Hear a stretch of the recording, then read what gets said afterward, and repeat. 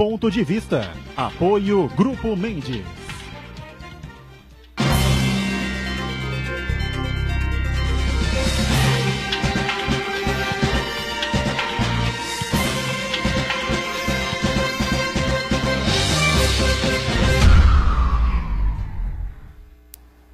Olá, está começando aqui mais um Ponto de Vista, você sempre acompanhando a gente, conferindo conosco neste horário da 1h30 da tarde, horário do almoço, e a tradição da discussão política e dos assuntos importantes que fazem sempre a pauta aqui da cidade e os assuntos da região metropolitana, né? E claro, a discussão dos temas, são muitos, né, de interesse nacional, acontecendo diariamente, né? Sempre brincadeira, o programa termina ao vivo às 2h30 da tarde, a reprise começa normalmente às 8 da noite, e nesse espaço de tempo, só Deus sabe o que acontece na República, né?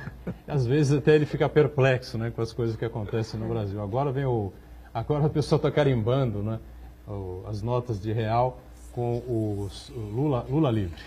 Agora é o movimento Lula Livre. ML, tem o MBL, Movimento Brasil Livre, que é o anti-PT, anti-esquerda, anti-Lula, anti-tudo, né?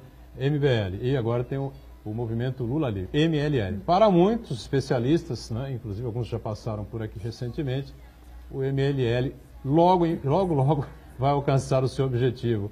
Está marcado para dia 12, eu acho, 10, 12 aí, a audiência na segunda turma do STF, e o ex-presidente vai sair como um passarinho voando por aí. Se isso acontecer, olha, eu não sei o que vai ser, sinceramente, depois de tudo que aprontaram. Bom, gente, tudo isso vai ser motivo de debate e de discussão, né? A tragédia ontem em São Paulo, o prédio da União vindo abaixo, mostrando claramente que a União não deve ser proprietária de coisa nenhuma. Isso tem uma relação muito importante, que a gente pode até colocar em discussão aqui também, com os armazéns lá nossos, com a área portuária, enfim, né? O que é da União não é de ninguém, né? Como deveria ser de todos, enfim. Quem está com a gente nessa edição é a jornalista, companheira nossa, Rosana Vale. Durante muitos anos ancorou o Rota do Sol, na co-irmã nossa, TV Tribuna, e que agora parte aí para um voo, né? Mais, na minha opinião, um pouco mais difícil, né? Mas que, com certeza, com a capacidade que ela tem, o conhecimento que ela tem, as pessoas conhecem muito, gostam muito da Rosana, né? Ela vai conseguir lograr êxito, né? Está se colocando à disposição do partido, PSB, Partido Socialista Brasileiro, para disputar uma cadeira na Câmara Federal nas eleições de outubro. Rosana, prazer ter você aqui, está tudo bem? Está tudo bem, obrigada pelo convite, a todos da mesa, boa tarde e boa noite, né, para quem assistiu o programa na reprise. Muito bem, a Rosana já é do ramo, né? Não precisa nem dizer para você, né? Do ramo, já trouxe o casaquinho, já trouxe o casaquinho. Tá certo? Muito bem. Fernando Chagas, cientista político, com a gente mais dessa edição do Ponto de Vista, né, Chagas? Tudo bem para muitos? Estamos com saúde, né? Estamos caminhando, né? Tudo bem. Estamos sorrindo. Olá, amigos. Um abraço a todos, em especial os telespectadores, né? Tudo bem, vamos ver, tudo bem. O Bolsonaro até tem dito, Rosana, que ultimamente eu tenho sido muito pessimista, mas não dá para ser otimista. Até o dólar, que estava entre 13,20 e 13,30, foi para 13,50, né? Eu costumo animar meu marido, que ele também é assim. Pessimista. Eu falo, não, vamos ter esperança, a gente precisa ter. No início do ano, Rosana, eu até estava bastante otimista. Menos pessimista. Menos pessimista. Eu não sou pessimista. Eu esperava realmente que a economia recuperasse e até a gente pudesse chegar até a eleição numa situação econômica melhor. Mas, infelizmente, o desemprego continua alto, não há investimento na economia de forma suficiente para alavancar o nosso desenvolvimento, e agora o dólar. O dólar por duas questões, uma interna, a incerteza política, e a outra externa, né? A tendência hoje dos Estados Unidos é os Estados Unidos subirem os juros, e se os Estados Unidos subirem os juros, como os juros no Brasil estão baixando, que é o ponto positivo, né? Mas tem o negativo, não vai compensar o risco. E o dólar, a tendência é o dólar sair do Brasil. O dólar saindo do Brasil, aumenta o dólar. Aumenta o dólar, nós que estamos precisando de investimento, comprar máquinas e equipamento do exterior para investir na nossa produção, acaba encarecendo. Então, nesse momento de incerteza política e dos Estados Unidos, que também com com as dificuldades que o Trump traz para todo mundo, acaba prejudicando o Brasil. Mas o problema maior eu não vejo externo. O problema maior eu vejo a incerteza, e nós vamos poder debater aqui, a incerteza política que nós temos até as eleições. Política e jurídica, eu né? não me dou o direito de ser pessimista, porque eu tenho 2 filhos, um adolescente e um outro de 8 anos. Então eu tenho obrigação, né? Eu falo isso para o meu marido quando ele fala algumas questões mais céticas, assim, eu falo, não, a gente tem obrigação de ser otimista, porque esse país que nós vamos deixar para eles... Um pé em cada canoa, né? Um pé no sonho e outro na realidade. Exato, né? A gente não pode fugir muito disso. Lá na ponta, Marcos Santana está sempre conosco, atento aí às redes sociais, às transmissões nossas aqui do Ponto de Vista e a sua participação sempre importante conosco. Certo, Renan? Tudo bem, boa tarde. Com relação ao otimismo e pessimismo, eu gosto de lembrar a frase do pensador italiano Antonio Gramsci, que ele diz o seguinte: temos que ser pessimistas no pensamento e otimistas na ação. Quer dizer, temos que prever sempre o pior, mas o que depender da nossa ação, temos que sempre fazer o melhor, né? Nos preparar para o pior, mas agir... Butrão, você abriu o programa dizendo sobre as notas carimbadas do ex-presidente Lula. Eu queria só saber se essas notas valem mais, né? Ou não, vale a mesma coisa. Ou menos, eu não sei. Depende do ponto de vista aí, né? Pode valer mais ou menos, não sei. Se cair na mão de algumas pessoas que eu conheço, eu sei exatamente o endereço delas. Está parecido figurinha da Copa do Mundo, né? A brilhante vale mais do que a comum. Eu já recebi aqui uma série de coisas. Criminosos, cadeia para esses criminosos. E tá lá uma nota de R$10 com o carimbo do MLL, né? Mas pelo jeito o MLL vai alcançar o lograr esse. Bom, a gente vai falar daqui a pouco. Né? Agradecer a participação da Rosana Vale, uma colega nossa, contemporânea dos tempos de Facos, né, de Jaboturão, né? É verdade. Uma profissional brilhante que deu uma cara à TV regional, né?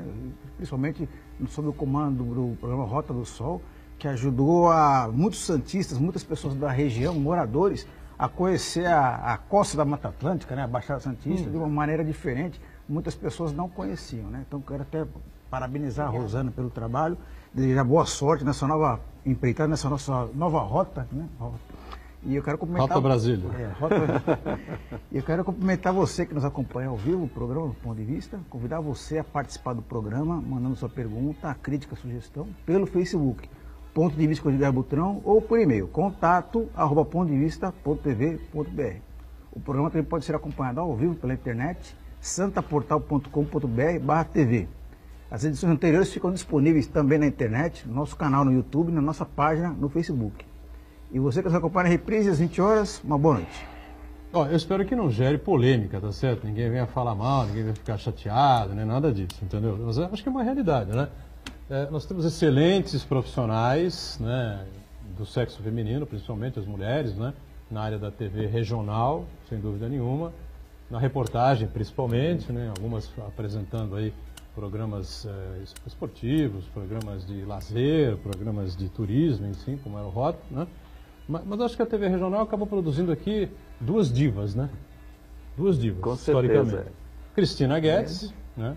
Nossa diva número 1, agora afastou já há um tempo, acho que ela continua com o programa na TV, enfim, né? E a outra dama, mais nova, né, mais jovem, e que agora parte para esse caminho, é a Rosana Vale. A gente não precisa ficar aqui jogando confete na Rosana, nem a Rosana na gente, não precisa disso, nem a gente. Mas é mais ou menos assim que a coisa, que a banda toca, né? Agora com a saída da Rosana, provavelmente surgirá aí uma terceira diva que vai aproveitar esse Vai dar sequência, vai né? dar sequência e aproveitar esse espaço, né? Bom, acontece o seguinte, o feriado era para ser tranquilo, sossegado, mas todo mundo ficou chocado, né, com aquelas imagens terríveis, né, lá do edifício Largo do Paissandu, em São Paulo, desabante, principalmente aquela imagem do bombeiro chegando muito próximo, né, tentando resgatar a pessoa que estava ali quase, né, se aproximando dele, de repente o prédio vem abaixo, uma explosão daquela, fogo para todo lado, enfim, né. Já fez coberturas parecidas assim? Já fez, fiz né? muitas coberturas também de Incêndios, tragédias, enchentes, greves. Acompanhei a história regional por 25 anos. Né? É uma cobertura difícil, né? Porque Difícil. eu fiz também algumas coberturas de greves no cadeão, tumultos em Isso. cadeias. Então, Rebeliões, você fica do lado de fora, aquele muro enorme na tua Aí frente. ficam as famílias, né, As famílias chorando. chegando, as pessoas e elas não querem sabem o que está que acontecendo. E elas querem que a imprensa vá, porque é uma garantia também de que não vai acontecer nada. Então, o jornalista fica naquele fogo cruzado ali, né? É difícil, muito difícil. É muito complicado. Aí vem a central e aciona você e tal. Tem que entrar, tem que entrar. Cara, entrei faz meia hora, não tem nada aqui. Não tem absolutamente nada. Não. Entra de novo, fala a mesma coisa. De novo, fala a mesma coisa, mas dá um toque diferente. Passou uma nuvem aqui nesse momento. Agora está passando helicóptero. Aí, de repente, vem a PM. Né? É uma viatura, 2 viaturas, 3 viaturas da PM, e você fala, bom, entrou 3 viaturas da PM, 4 viaturas, famílias desesperadas na porta, e você não tem informação absolutamente nenhuma do que está acontecendo lá dentro. Aí aparece o pessoal encapuçado, às vezes, né, armado lá em cima e tal, e todo mundo corre um pouco, se afasta um pouco, o que é isso e tal, né? Mas é uma cobertura difícil. Agora aquela ali de ontem, né, é uma questão mais humana, não é? Não se sabe de vítimas fatais, enfim, pessoal que perdeu as suas residências, né? Eu cheguei a conversar rapidamente com o Esmeraldo Tarquini ontem, né? Esmeraldo Tarquini Neto, tentamos a vinda dele, não foi possível, e a vinda do Serginho também, né, Martins, ambos foram coordenadores do SPU aqui, né? E para falar um pouco sobre essa coisa, que a SPU fala, mas não convence, né? Diz, mas não explica, né? Não tem perna para alcançar, né? Para que a União precisa ter patrimônio? Me explica isso, Chagas. O patrimônio é da União, porque ela construiu e para ela vender, ela tem que desafetar. O que é desafetar? Tem que passar pelo Congresso Nacional. O Congresso Nacional tem que desafetar o bem para transferir ou para o particular, para o Estado e para a União. Isso é muito diferente. Então, a União tem uma série de imóveis, tem uma série de... Dá um exemplo, a Zona Noroeste, boa parte dela são terrenos da Marinha, que pertence à União e que pagou taxa de ocupação, de taxa de foro, que as pessoas se confundem com laudêmio. A praia inteira, a nossa praia inteira aqui, com exceção dos prédios do José Menino, que estão na areia, por incrível que pareça, os prédios que estão na areia do José Menino... Não pagam não pagam nem a taxa de ocupação e nem a taxa de foro. O resto é tudo terreno da União. Tanto que eles não têm, na realidade, os proprietários não são proprietários, eles têm o domínio útil do imóvel. Para desafetar um imóvel desse, é o que eu já falei, tem que passar pelo Congresso. Isso é extremamente difícil. E a União não tem perna, nós estávamos até conversando nos bastidores, a União não tem perna para, de Brasília, mesmo que tenha, vamos dizer, uma Receita Federal, um INSS no estado de São Paulo comandando isso, não tem perna para cuidar de todos os imóveis. Em Santos mesmo, nós temos muitos imóveis ainda do INSS. Aqui em Santos não ocorre isso, porque Santos não chama a atenção do pessoal do Norte e do Nordeste que vai para São Paulo em busca do Eldorado, né, do sonho, eu vou arrumar um emprego. Chega em São Paulo, não arruma nada, não são moradores de rua, são pessoas que tinham sua casa, mesmo precária tinha sua casa no Norte e Nordeste, veio para cá, tem filhos e não querem deixar esses filhos nas ruas.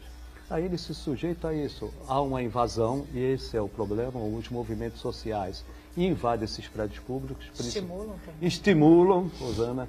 Aí a mãe e o pai não querem deixar uma criança na rua, o que elas fazem? Acabam alugando, e um aluguel que varia de 200 a 800 reais, numa condição precária. Ali já era anunciado, né? A água subia pelo teto, né? Os elevadores cheios de papelão. Lixo. Os fios todos eles soltos por fora. A consequência deu um curto-circuito. O curto-circuito pode pegar fogo e espalhar rapidamente, né? E o pior, essas pessoas, elas não querem também ir para um abrigo. Por que elas não vão para o abrigo? Porque ali elas vão lidar com os moradores de rua e principalmente os drogados. Então elas não querem levar o seu filho para um abrigo.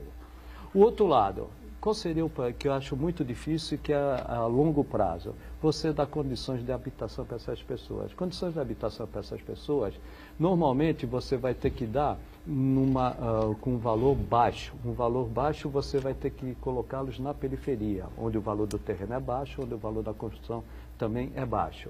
Quando você coloca esse pessoal na periferia, não tem transporte, não tem logística, muitas vezes não tem saneamento básico, eles não ficam nesse local. Desorganização total. E voltam para o centro de São Paulo. Então eles preferem morar do lado de um bico, de um do emprego informal, ali no centro de São Paulo, do que ficar distante. Por que não constrói no centro de São Paulo? O valor do solo é muito caro, como em Santos. O valor do solo em Santos é muito caro, 1 metro quadrado. Então tem que construir na periferia. Sem estrutura, acaba acontecendo isso aí. Só vejo uma saída, Rosana, a longo prazo. O desastre, ele não termina ali. Ele pode continuar se a gente não vê o futuro a médio e longo prazo. Um planejamento com a habitação, infraestrutura, saneamento, condições de locomoção e, principalmente, condições de emprego, que hoje no Brasil, infelizmente, nós estamos numa situação difícil. E além que tendo emprego, essas pessoas não são qualificadas, infelizmente. Tem duas situações ruins aí, né? Eu acompanhei muito como jornalista também as ocupações. Então você monta qualquer coisa, você entra em um imóvel, você constrói um barraquinho, 4 paredes, você já tem que mover um processo imenso para poder tirar as famílias dali. Então, isso perpetua também. E, ao mesmo tempo, não existem projetos para regularização desses locais, essas áreas. Por exemplo, mas existem projetos que podem dar certo, mas que também não são levados em consideração. Eu acompanhei durante 20 anos o que aconteceu com os bairros Cota de Cubatão. Sim. Aquela ameaça constante de deslizamento, as pessoas em áreas de risco, mas vi também, esse é um projeto que eu vi, não é para inglês ver, eu fui e fiz várias reportagens, que deu certo. O que eles fizeram? Eles tiveram um planejamento a longo prazo, como você falou, eles avaliaram toda a situação daqueles 20 mil moradores, quais que precisariam... Do Estado. Quais que precisariam... Congelaram. A própria população ajudou a fiscalizar, porque a União não tem condição de fiscalizar. Se a população não comprar ideia... Exato, mas foi um trabalho de longo prazo. Hoje, quem ficou ali tem orgulho de morar naquele lugar. Existem projetos para os jovens ali, existem projetos para as mulheres, elas tem tipo uma alfaiate ali, uma alfaiataria ali, de fazer roupas e tal, e tem padaria também, artesanal. Tem vários projetos que se integraram aquilo, e é um projeto que deu certo, na minha opinião, um dos poucos na região que eu vi que deu certo. Quem saiu foi para uma situação melhor, e quem ficou ali está morando numa área que ele passou a ter orgulho de morar. Agora, o que eu digo sempre, viu, Chagas Santana acompanha a gente diariamente, é o seguinte: qual foi a figura pública imediatamente procurada e cobrada por conta do acidente, da tragédia de ontem? O prefeito. Foi todo mundo para cima do prefeito. Aí, até gostaria de cumprimentar o Bruno Covas pela postura, né? Bastante equilibrado, passando as informações que tinha, enfim, sem alteração nenhuma, explicando que o prédio era da União, havia uma negociação em curso para que a prefeitura ficasse com o prédio, depois pudesse agir de uma outra maneira, enfim. Mas eu digo o seguinte: você vive e mora aonde? No Estado, na União ou no município? Você vive no município. Então, para que a União e o Estado precisam ser proprietários disso, daquilo outro? Quem tem que tomar conta é quem está na cidade, é o prefeito da cidade, são as autoridades da cidade. Sim. E não adianta, nós vamos viver nisso, vamos bater nisso até não sei quando. Eu já viajei muito e é assim, descentralizado. A comunidade é responsável. Quando vai erguer um prédio novo, ou quando vai ter um fim ali, a comunidade se reúne e ela fala o que ela prevê para aquele lugar ali. Se vai causar impacto, se vai ter que ter mais ônibus, o que vai interferir. A comunidade está próxima, ela que vai sentir as consequências. É assim em muitos países. Aquilo que eu falei, Rosana, não adianta você construir uma casa de baixo valor para pessoas de baixa renda, se você não der infraestrutura. Sim. Se não der infraestrutura, ela sai dali. E num ponto que você tocou também, o poder público. Vamos dizer, a União pedia a emissão de posse ali no prédio que já foi da Receita Federal e do INSS, que agora desabou. O juiz dá. Aí quem vai tirar esse pessoal de lá? Só com a força policial. Se for com a força policial, todos jornalistas aqui, nós vamos acompanhar. Sim, sim.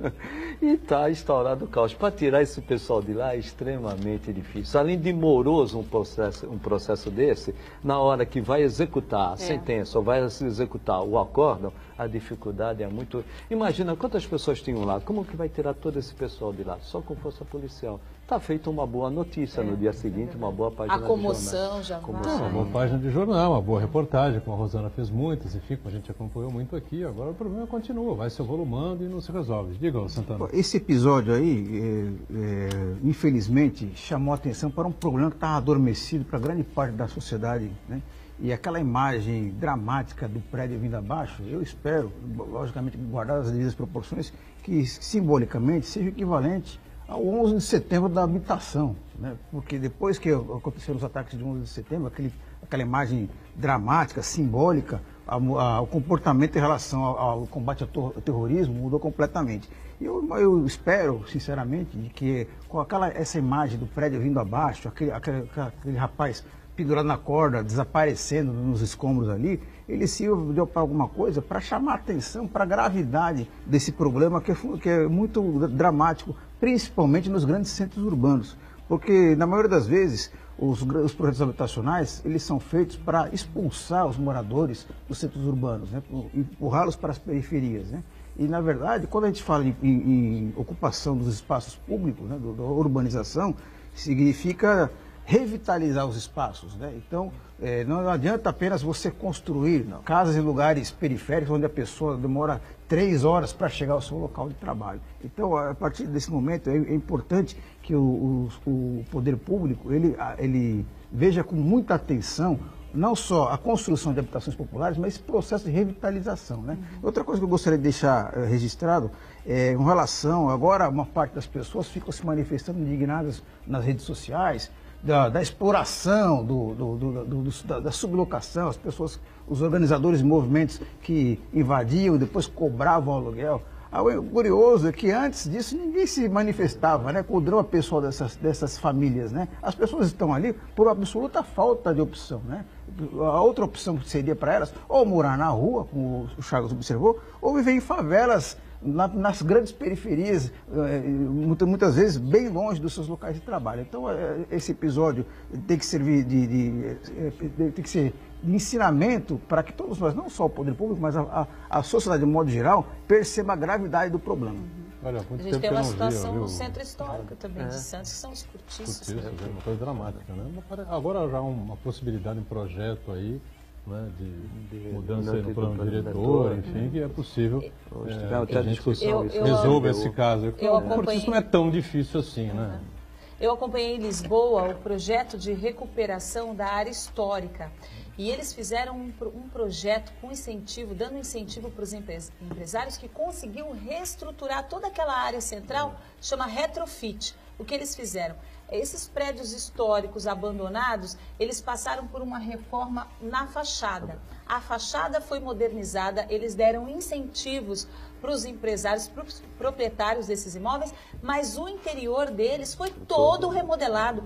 Porque como você vai recuperar um centro histórico, um prédio histórico, e você vai manter uma vida ali, se você tem uma tomada dentro do imóvel, onde você vai instalar, por exemplo, uma barbearia, um cabeleireiro, um café. Então, isso aconteceu. Eles juntaram a sociedade, se reuniram, criaram esse projeto que foi de acordo com os interesses também dos empresários e revitalizou o centro de Lisboa. A coisa não é assim tão complexa, tão difícil, enfim. É que por aqui as coisas andam meio difíceis, né? Você tinha aí um empresário peso pesado que, quando era acionado, colaborava muito com a cidade, aí, enfim, fazia a cidade andar e tal. Ele faleceu, lamentavelmente, né?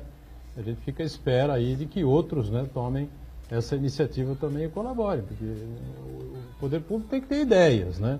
Tem que fomentar o desenvolvimento, mas não pode mais investir. Não vai mais essa capacidade. Não, né? O poder público hoje não tem mais condições. E às vezes as leis também engessam muito o poder público. Esse é um detalhe importante. Viu? Aliás, hoje teve, né, o Conselho Municipal de Desenvolvimento Urbano justamente discutindo isso, o poder público com a sociedade. E o debate foi bom, até chegar num denominador comum para apresentar um projeto à Câmara da Lei de Uso e Ocupação do Solo, né? Agora, o Boturão tocou num ponto. O poder público hoje, seja Estado, seja município, seja União, nenhum deles tem condições de hoje investir. Hoje nós temos que ter a ajuda da livre iniciativa, tem que ter a parceria pública-privada. Olha, fazia tempo que eu não via o padre Júlio Lancelotti, apareceu ontem, viu, na entrevista dele na Globo News, enfim. Esse homem é outra personalidade extraordinária, né? Está sempre ali ao lado dos pobres, dos abandonados, dos desvalidos, enfim, né?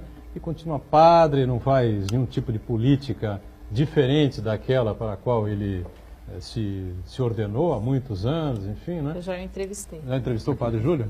Deve ter sido uma boa matéria, né? Foi. E foi uma situação também que eu entrevistei o Mário Covas, na época, que estava trabalhando em São Paulo. Covas, acho que era o quê? Governador, né? Era o governador.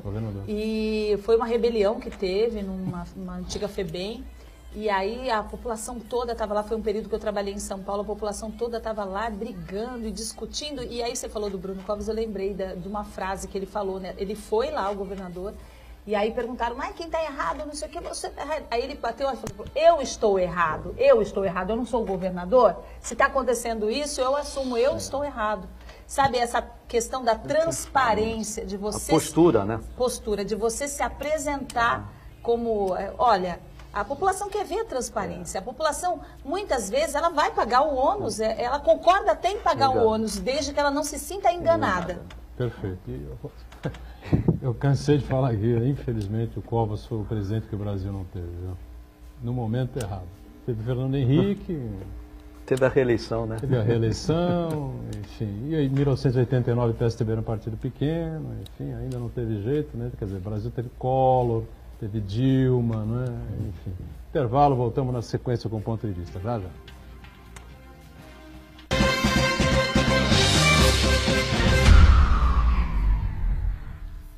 Existe um lugar em Santos onde você encontra os empreendimentos mais fascinantes da região. Um lugar amplo, aconchegante, feito para oferecer o melhor atendimento para você. Um lugar que reúne as melhores opções residenciais e comerciais nos bairros mais nobres de Santos. Um lugar que a gente nem precisava dizer, porque você já sabe. Central de Vendas Grupo Mendes, Rua Guaiaó 55, Aparecida. Venha fechar um bom negócio para abrir as portas do seu novo lugar. A Ecovias dá as boas-vindas para um novo tempo. Nova entrada de Santos Sistema Viário. Chegou a obra que todos aguardavam. Mais agilidade, segurança e conforto para moradores e turistas. Reformulação dos acessos à cidade e ao porto. Novas vias locais, 3 viadutos, 2 passarelas, ciclovia, para melhorar a sua vida. Nova entrada de Santos Sistema Viário. Boas-vindas para uma vida melhor. Nesta quinta, cerimônia de abertura do 35º Jogos da Unisanta. Muita emoção com o desfile das delegações, escolha do rei e rainha dos jogos e muitas atrações. Ao vivo logo após o Caderno Regional. E na sexta, o jogo de abertura do futsal masculino, Fefesp Unisanta versus Arquitetura Unisantos. Ao vivo, Jogos da Unisanta. É emoção do começo ao fim. Realização Universidade Santa Cecília. Promoção Sistema Santa Cecília de Comunicação.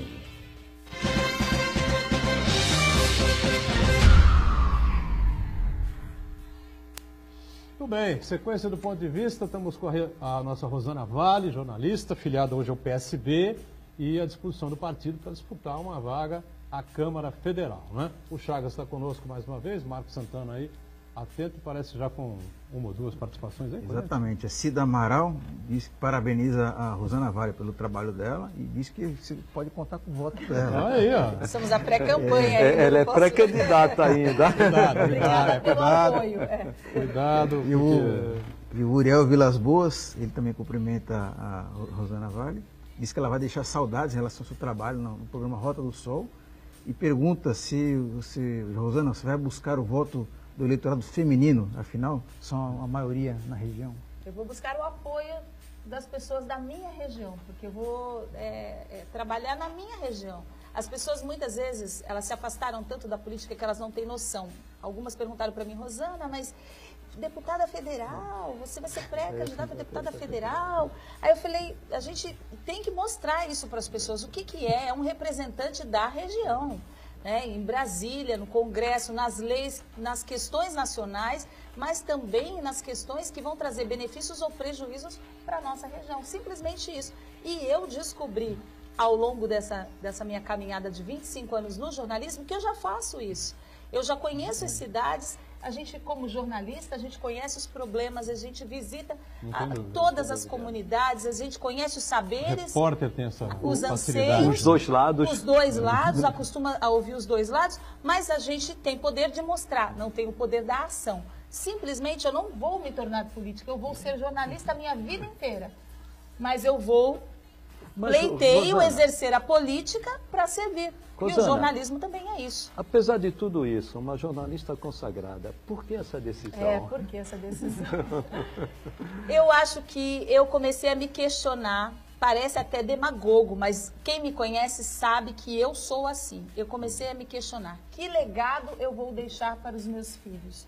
Que legado eu vou deixar para as próximas gerações? Eu estou muito presente na vida das pessoas e é uma responsabilidade isso.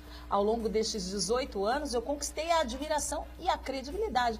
O que eu pensei, o que eu vou fazer daqui para frente? Eu tenho mais 7 anos antes de eu me aposentar e eu vou contar essas histórias para os meus filhos e para os meus netos e curtir os louros dessa carreira que eu tive, regional, mas realizada, ou eu vou dar um voo para tentar voar por todos nós e pelo que eu acredito. Então foi essa a minha decisão. E o que foi definitivo, porque a gente é jornalista e sempre é convidado para entrar na política. Por quê? Porque a gente representa a voz das pessoas, né? Sempre é visto como uma pessoa atuante, engajada.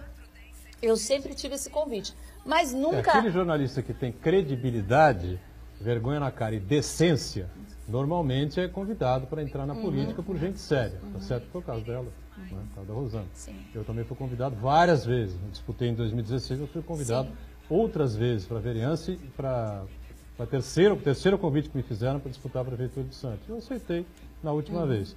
Agora, tem outros caras de pau aí que se lançam, tá certo? Cavam espaço, buscam buraco e tal, não sei o quê.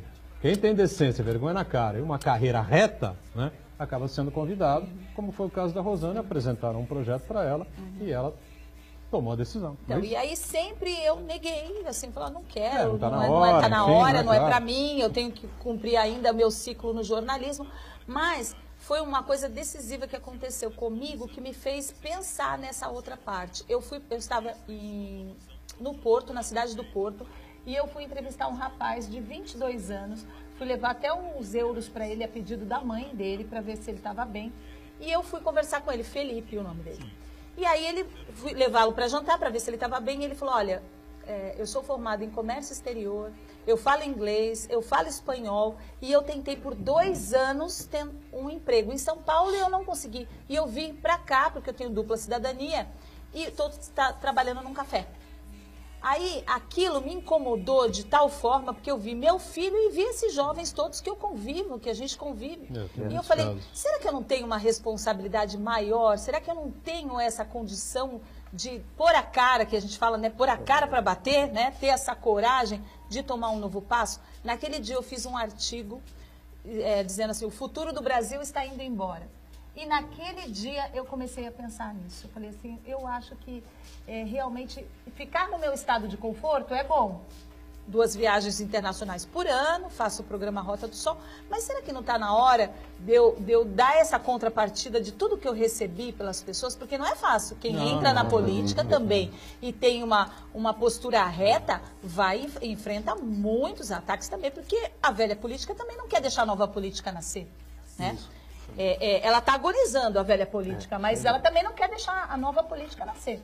Então eu tomei essa atitude, conversei com a minha família, graças a Deus tenho um marido excelente, meus 2 filhos são ótimos, e eles falaram para mim, mãe, eu tenho certeza que a gente vai ter ainda mais orgulho de você se você for para a política, porque os teus princípios você aprendeu de criança, e é isso que eu estou fazendo. Não tem mais nada, não tem especulação nenhuma, assim, é como eu sou na vida, como eu sempre fui como jornalista. Esse foi o propósito. É claro que você vai ter que discutir com muita gente, debater com muita certeza. gente. A negociação política Sim, e tal, sim. participar de votações, essa Sim, coisa sim. toda, claro. E tem que fazer uma campanha, tem que ter proposta, né? Para conversar com as pessoas de alguma coisa que você queira Sim, trazer sim, aqui para a região e representar a região.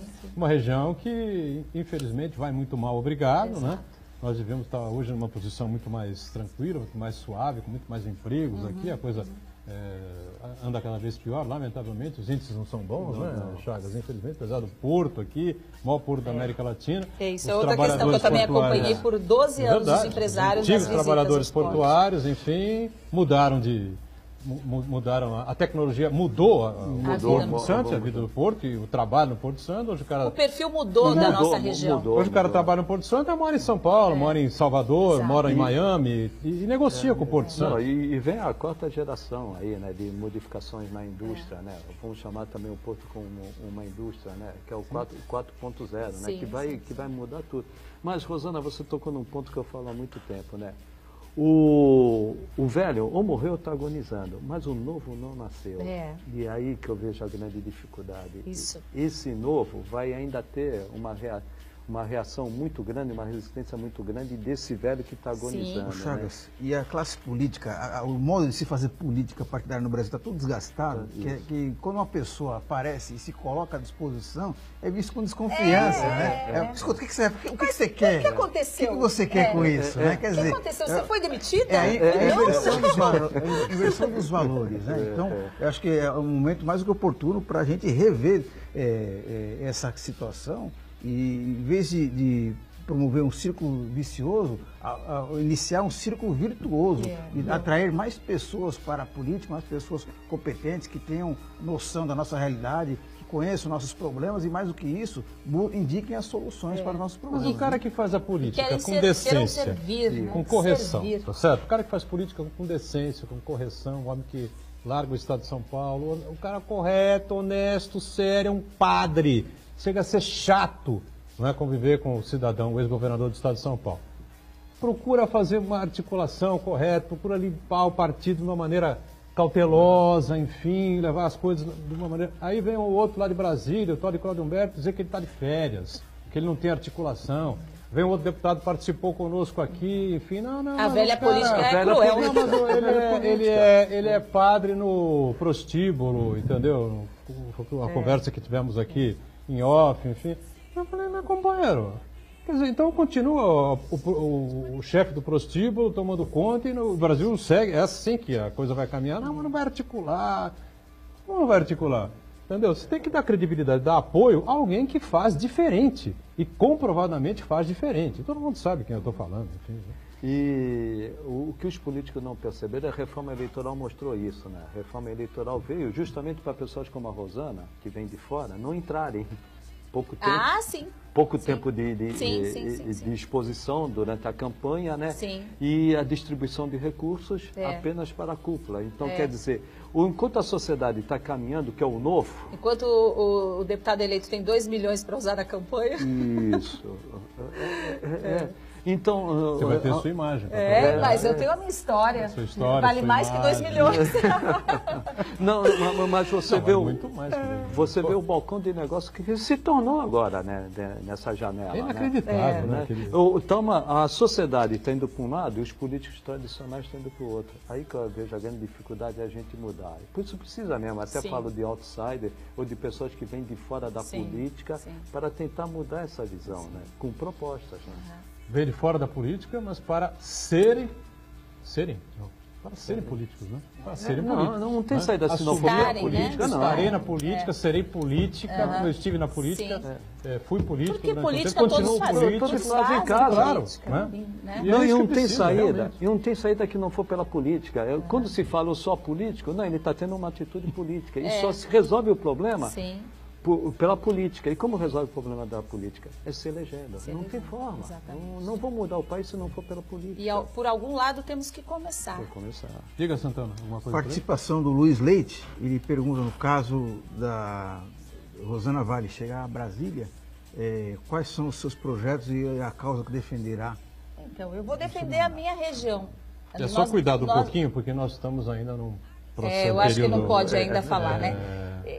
Das propostas... Pré-eleitoral, enfim. Eu não tenho exatamente a legislação na mão, enfim. Eu sei que não pode apresentar ainda a proposta. Pode falar que ela é pré-candidata. No caso que ela viabilize sua candidatura, não pode pedir voto. Ela pode defender.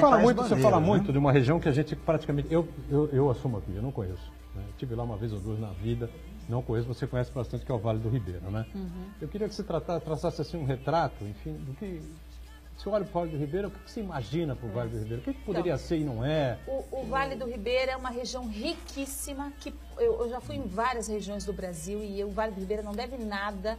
Tem abundância de água, tem abundância de patrimônios naturais, né? Tem o Lagamar tombado como patrimônio da humanidade, mas é uma região engessada, porque ela tem só áreas de proteção, onde não se pode criar nada ali, onde a legislação ficou de tal forma que as pessoas no Vale do Ribeira vivem da banana e das prefeituras.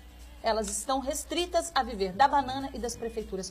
Os parques estaduais também poderiam ter um potencial muito grande de desenvolvimento, poderiam trazer esse turismo sustentável, poderiam enriquecer a região. E eles estão parados ali, as pessoas vão uma vez, mas não tem estrutura. Por exemplo, você vai na Caverna do Diabo, você vai no Parque Petar, é muito lindo, mas o turista quer ir lá e quer ter um conforto. Ele quer ter uma situação onde ele possa passar o dia com a família dele. E o Vale do Ribeira está nessa situação. A Baixada Santista também vive outro grave problema, porque perdeu os postos de trabalho no porto, perdeu os postos de trabalho nas indústrias. Eu visitei portos, os mais eficientes do mundo, que criaram um programa de transferência de mão de obra. Eles têm, alguns portos têm universidades, onde os trabalhadores braçais entraram, e esse processo todo de renovação da mão de obra, de transferência da mão de obra para que o trabalhador tivesse outras funções, foi acompanhado. E eles tiveram esse apoio. Ou seja, só não foi abandonado, na jogada própria sorte. O que aconteceu na nossa região é que houve essa transformação sem as pessoas estarem preparadas para ela. O caso de Cubatão, né? Exato. As grandes indústrias de Cubatão, né? E hoje a população da Baixada Santista, que vivia do porto e que vivia das indústrias, não consegue encontrar, infelizmente não consegue encontrar no que prosseguir. E eu acho que tem resposta. É o desenvolvimento turístico da nossa região, que nunca foi uma dependência das cidades da Baixada. O esvaziamento do centro de Santos, comercialmente falando, tem muito a ver com isso. Sim. Né? Está diretamente relacionado sim. a essa perda de mão de obra, enfim. As cidades não têm sincronia. Aqui, né? Eu acho que a saída é a união das cidades da Baixada Santista. As cidades que conseguiram se desenvolver foram aquelas que fizeram um plano integrado. Não é um plano, fala assim, você vai falar de turismo no momento em que as pessoas estão com problema na febre amarela, a segurança, a violência, a saúde. Eu não falo simplesmente de turismo. Eu falo como turismo como desenvolvimento. O turismo é a indústria que mais emprega no mundo. E não hoje. tem robozinho para receber Exato. você, receptivo. Eu vi essas... Por isso que eu também fico ávida por ter uma oportunidade, porque eu vi essas transformações acontecerem em vários lugares do mundo. Eu vi regiões que não eram nada se descobrirem turisticamente e progredirem, e hoje são super valorizadas. Um intervalo mais e já a gente volta. O Chagas vai se manifestar aqui. O retorno ele fala. Já.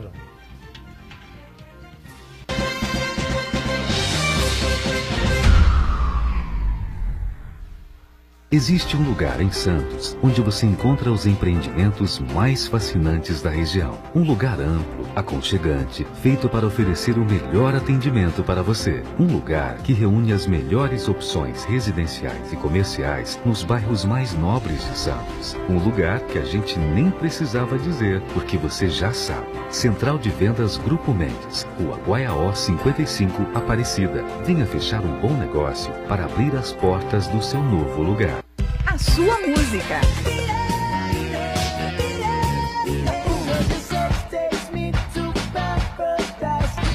A sua notícia. 107,7 Notícias. O seu locutor. A sua promoção. Ligue agora 3234-1077. Participe você também e ganhe muitos prêmios. O seu cantor. A sua rádio. 107,7 Santa Cecília FM.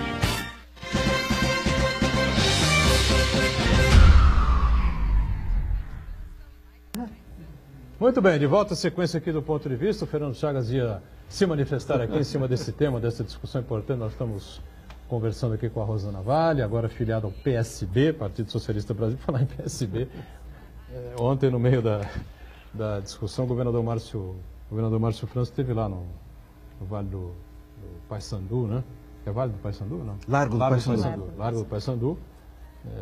falando sobre o incidente, disse, olha, uma série de problemas, não tem nada de cidade linda, nada. A cidade é muito problemática, tem muitas dificuldades, é preciso união de forças, enfim, falta de mentira, ou seja, desceu a ripa mais uma vez no homem lá no estilo Mário Covas. No homem livre lá do outro lá que largou a prefeitura, enfim, que não aguentava mais os conselhos disso e daquilo, Câmara de Vereadores, mais isso, mais aquilo, o povo cobrando na rua, né?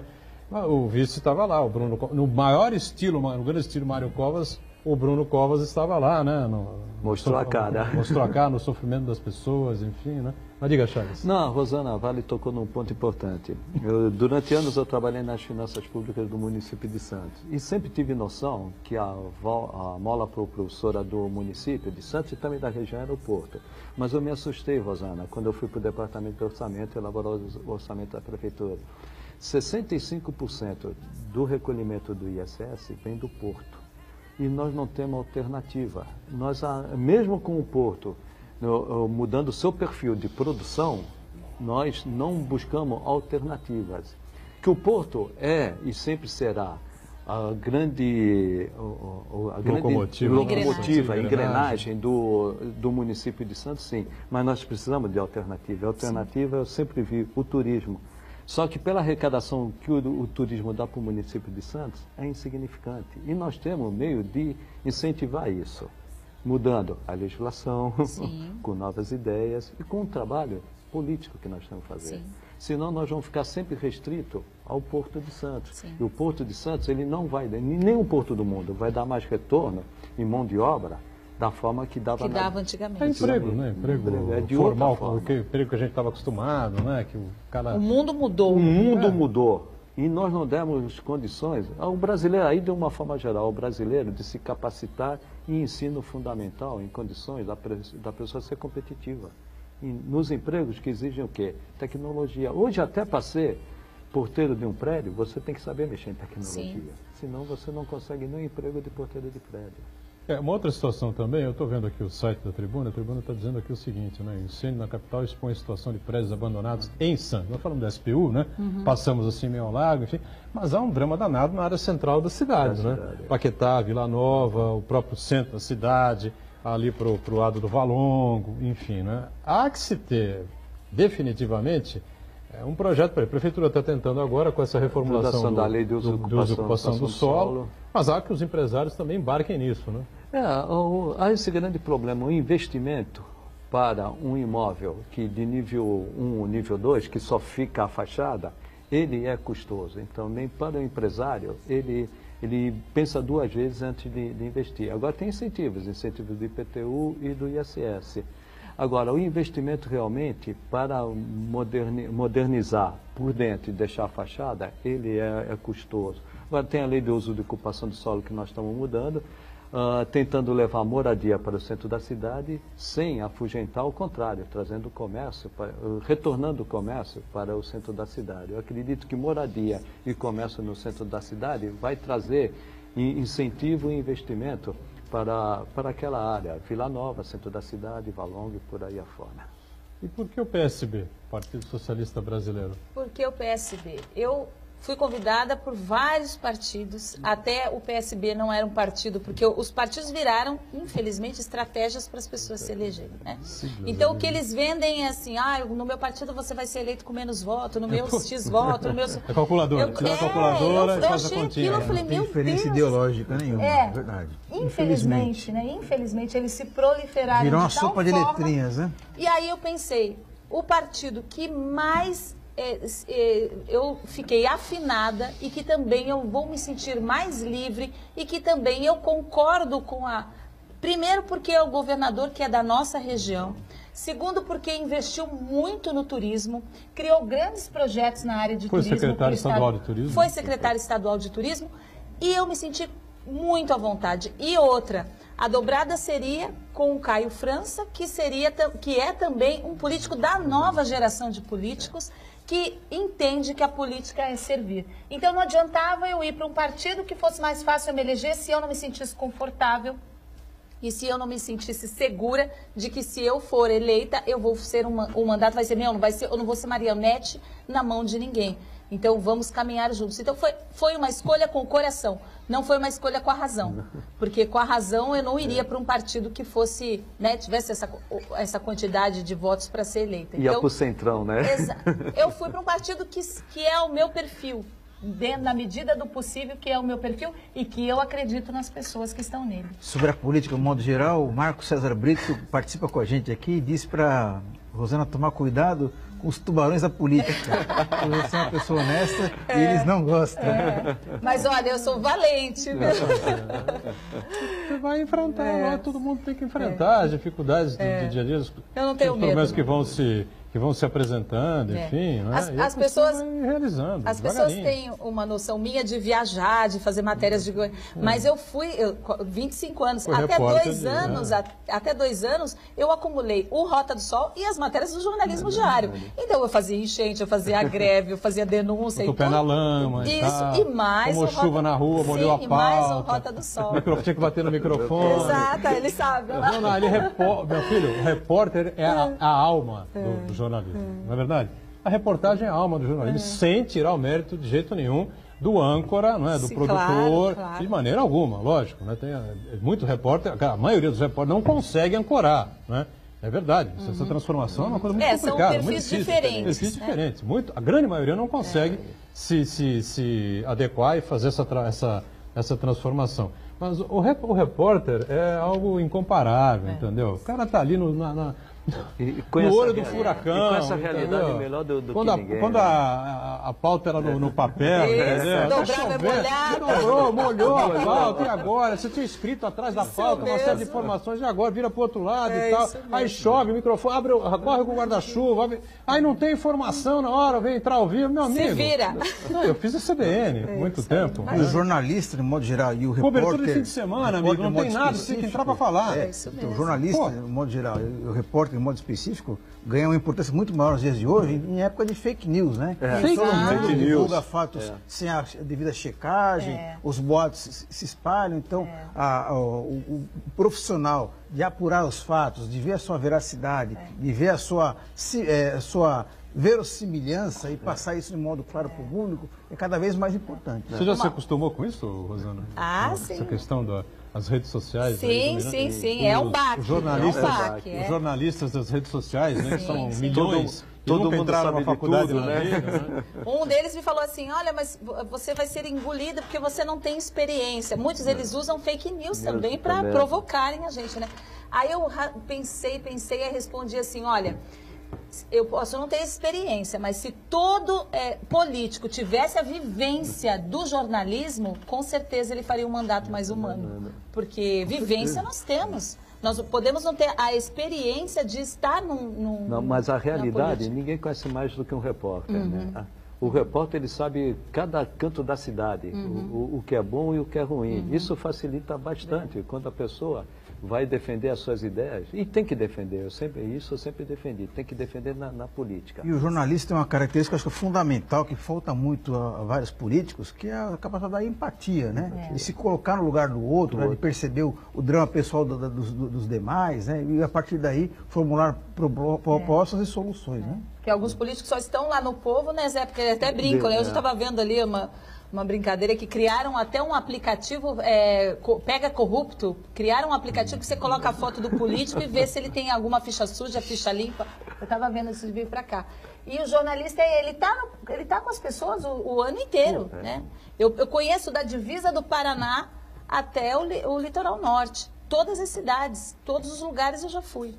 E a reação de uma forma geral, como tem sido? Principalmente pelas redes sociais? Tem sido boa. 95% das pessoas apoiam, falam, olha, que coragem. E as que não apoiam, elas falam assim, não entra nesse mundo sujo. Não faça isso com a sua vida, Rosana e tal. Mas que as pessoas têm que lembrar que, olha, quem coloca um deputado federal no Congresso, na Câmara, é você aí. Você que disse essa frase para a Rosana, você tem lá as suas razões, todos nós temos, estamos decepcionados. Mas quem põe o cara lá, ele não vem de Marte. O cara não vem numa espaçonave, desce aqui e senta na cadeira no Congresso Nacional. Gente, nós aqui pomos o cara lá. Entendeu? Você tem que estudar a vida do cara. Alguém o perfil votou. do cara, alguém votou no cara. Às vezes você vota num cidadão que não se elege, tá certo? E aí, não, esse aí, tá, tudo bem. No segundo turno do presidencial 2014, eu estava com as mãos limpas. Limpinha. Não votei nem na Dilma nem no Aécio. Mas depois tive que escolher, né? Eu votei contra o PT, contra a continuidade. Votei contra a continuidade do PT, né? Assim. Mas votei contra a continuidade do PT. Aí deu no que deu. A tragédia completa que a gente espera que não se repita agora em 2018. Você vai participar de uma eleição dificílima, né? Muito dura, enfim. Mas menos agressiva, menos cotoveladas, enfim, do que uma eleição municipal, né? A eleição municipal, olha, a coisa é terrível. Mas o que você espera, Rosângela? Tem 22 cidadãos aí, cidadãos e cidadãs colocados aí para disputar a presidência da República. Duvido que chegue em 22 na reta final, mas uns 10 aí é capaz de chegar. Né? Uma dúzia, com certeza. 9, 10, 15. 15, você acha? Tudo isso, Chagas? 15 nomes? Eles vão querer negociar no segundo turno, né? Vão se colocar para negociar no segundo turno. O que você espera? Eu confio nessa renovação. Do debate aí. Eu confio nessa renovação. Eu acho que a população está ansiosa pela votação. Você até outro dia estava na rua como repórter, enfim. O que você ouve muito? Eu aí, ouço mais? isso, que a Segurança população... pública. Segurança. Hoje é o tema central? Eu acho que a corrupção. O tema central é a honestidade. As pessoas não estão buscando tanto a experiência, mas a honestidade. É isso que eu acredito na renovação por conta disso. Elas estão até propícias a apostar no novo, né? Mesmo que não seja com experiência, porque elas estão fartas de serem enganadas. As pessoas estão fartas de ouvirem a cada 4 anos o mesmo discurso e depois não conseguirem ter do candidato que elas elegeram essa resposta. Eleição nacional, eu sempre vi que a economia conduzia. Quer queira, não quer não, a economia melhorou. Só que a popularidade do Temer não melhorou. Por que não melhorou? Colaram nele a corrupção. Eu acho que o grande tema é corrupto ou não é corrupto ou não é corrupto? A população está cheia. Está cheia disso. Eu tenho a impressão, eu já falei aqui outro dia. Né, que vocês estão, todos nós estamos. Se o governo Temer não tem lá grandes méritos, né? Fez uma reforma trabalhista aí, goela abaixo, enfim, né? A da Previdência ia ser praticamente a mesma coisa, acabou não indo à votação. Mas tem o mérito de ter impedido que a economia parasse de cair, né, de desabar. Porque não tinha fundo, né? Não tinha fundo, não. Não tinha fundo. Ela tinha um dia pior que o outro, pior que o outro, mais que o outro, pior que o outro, pior que o outro. Eu acho que a atuação do Henrique Meirelles fez com que a coisa e o William Godfrey parasse, também. E o presidente do Banco Central, né? Parasse, nós batemos finalmente com a sola do pé no fundo, né? E até subimos assim um centímetro e meio. Infelizmente, não foi a reação que todos esperavam, que o governo cantou aí em verso e prosa, enfim, inclusive com a aprovação da reforma trabalhista, aconteceu muito pouca coisa. Há quem diga que esses dados todos que a gente vê aí tem uma explicação do Brasil ser tão desigual, né? Ter tantos Brasis assim, né? Você tem o Sudeste muito forte, muito bem desenvolvido, tem um agronegócio, determinados locais. A própria Rosana falou, né? Você vai para o Vale do Ribeira, vive da prefeitura e da banana. Diferentemente daqui de Santos, que vive do porto, né? E tem com possibilidade de viver do turismo. Desigualdade mesmo numa região é muito grande, né? Além disso, rapidamente, Rosana, você que vive o dia a dia dos municípios, saúde e educação. Eu acredito que a gente tem que investir nisso, mas eu tenho uma postura assim, eu comecei a estudar depois, né, quando eu me decidi mesmo me filiar a um partido, as verbas que são de um deputado federal, as verbas impositivas e tal. Eu acredito, lógico, nós temos que investir muito na saúde, a educação é o futuro, eu tenho ido em muitas escolas, conversado com as crianças, mas eu acho que é preciso também ter um mandato focando social. Porque eu vi aqui outro dia um debate que eu assisti, falando assim, 40 milhões investidos na saúde e tal. A saúde também, muitas vezes, é um saco sem fundo. A gente investe na saúde e 40 milhões é nada na saúde. Ao passo que 40 milhões em projetos sociais poderia ser, a longo prazo, um crescimento maior para a nossa região. Lógico, eu defendo a saúde, é preciso investir na saúde, mas é preciso ter um olhar mais social também. Prevenção também. Exato, na prevenção. Saneamento. Saneamento. Por que as pessoas vão tão para o hospital? Falta de saneamento básico. Por quê? A região carece ainda de saneamento básico, né? Você que teve essa capacidade, essa oportunidade. Fora da curva, não é? Fora da curva, né? Santos é fora da curva. Uma cidade com quase 100%, né? Quase 100% de saneamento, né? Enquanto as outras cidades têm ainda uma dificuldade, que acaba influindo na área da saúde também. Tudo. O saneamento básico é enfim, fundamental para a saúde. Saneamento básico e habitação. Alimentação. Muito bem. Antes de encerrar, eu queria fazer um lembrete aqui. Nós temos a nossa reprise diariamente aqui no Santa Cecília TV, a partir das 8 da noite, né? E amanhã começam oficialmente os jogos da Unisanta. Serão 3 semanas praticamente, né? Quase 3 semanas. E aí a reprise do Ponto de Vista vai para 1h30 da manhã, tá certo ou não? Você que tem aí dificuldade com o sono, tá certo? Os notívagos, né? O Marcos Santana está inserido nessa aí.